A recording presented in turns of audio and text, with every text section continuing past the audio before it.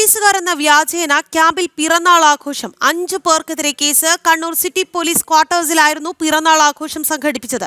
Police സേനയുടെ അന്തസ്സിന് കളങ്കം വരുത്തിയതിനാണ് കേസെടുത്തത്. ആഘോഷത്തിന്റെ വീഡിയോ ദൃശ്യങ്ങൾ പുറത്ത് വന്നിട്ടുണ്ട്.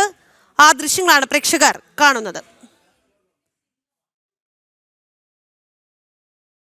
വാർത്തയുടെ വിശദാംശങ്ങളുമായി ചേർന്നത് മിഥുൻ പിള്ളയാണ്.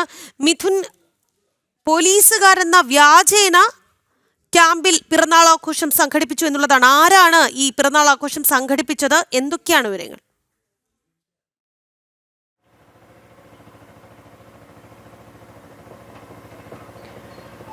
രാഗി, കഴിഞ്ഞ ദിവസമാണ് ഇത്തരമൊരു സംഭവം ഉണ്ടായത്. കണ്ണൂർ സിറ്റി പോലീസ് ആസ്ഥാനത്ത് കടന്നു കയറിക്കൊണ്ടാണ് ഈ ഒരു പിറന്നാൾ ആഘോഷം ഇവർ സംഘടിപ്പിച്ചത്.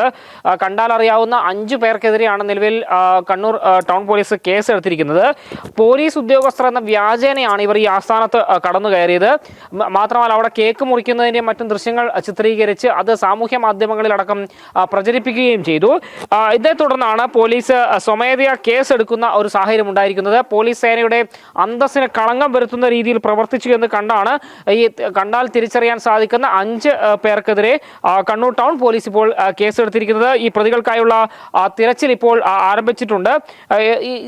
ആർക്കും കയറി വന്ന് ഇത്തരത്തിലുള്ള പ്രവൃത്തി ചെയ്യാനാകുന്ന ഒരു സ്ഥലമല്ല പോലീസ് ആസ്ഥാനങ്ങൾ എന്ന് നമുക്കറിയേണ്ടതാണ്. മാത്രമല്ല, അതിസുരക്ഷയുള്ളൊരു സ്ഥലം കൂടിയാണ്. അവിടെ എങ്ങനെയാണ് ഇവർ ഈ അതിക്രമിച്ച് കയറി ഈ പരിപാടി നടത്തിയെന്നൊരു ചോദ്യം കൂടി ഈ ഒരു സാഹചര്യത്തിൽ ഉയരുകയും ചെയ്തിട്ടുണ്ട്. ഇതൊരു സംഭവവുമായി ബന്ധപ്പെട്ട 5 പേർക്കെതിരെയാണ് പോലീസ് കേസെടുത്തിരിക്കുന്നത്. രാഖി, മിഥുൻ, അതായത് പോലീസുകാർ എന്താണ് ഈ വിഷയത്തിൽ പറയുന്നത്? ഇത് വൈറലാവുക എന്ന ഉദ്ദേശത്തോടു കൂടി നടത്തിയ ഒരു പരാക്രമമാണോ?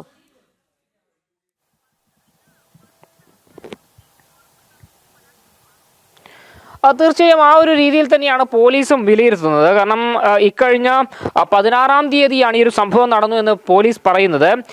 അതായത് കണ്ണൂർ പോലീസിന്റെ ആസ്ഥാനത്ത് ഹെഡ്ക്വാർട്ടേഴ്സ് ക്യാമ്പിനകത്ത് അതിക്രമിച്ച് കയറി പിറന്നാൾ ആഘോഷം നടത്തി.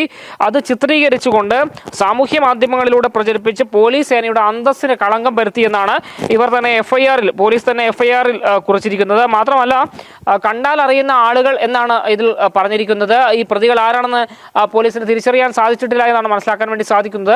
സാമൂഹ്യ മാധ്യമങ്ങളിൽ പ്രചരിക്കുന്ന വീഡിയോയുടെ അടിസ്ഥാനത്തിലാണ് നിലവിൽ പോലീസ് കേസെടുത്തിരിക്കുന്നത്.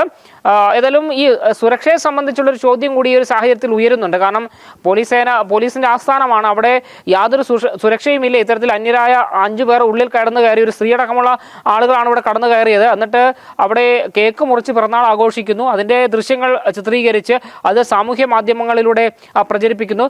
മാത്രമല്ല, ഇതൊരു പോലീസ് സേനയ്ക്ക് എതിരായ ഒരു വെല്ലുവിളി കൂടിയായിട്ടാണ് പോലീസ് സേന കാണുന്നത് എന്നാണ് മനസ്സിലാക്കാൻ വേണ്ടി സാധിക്കുന്നത്.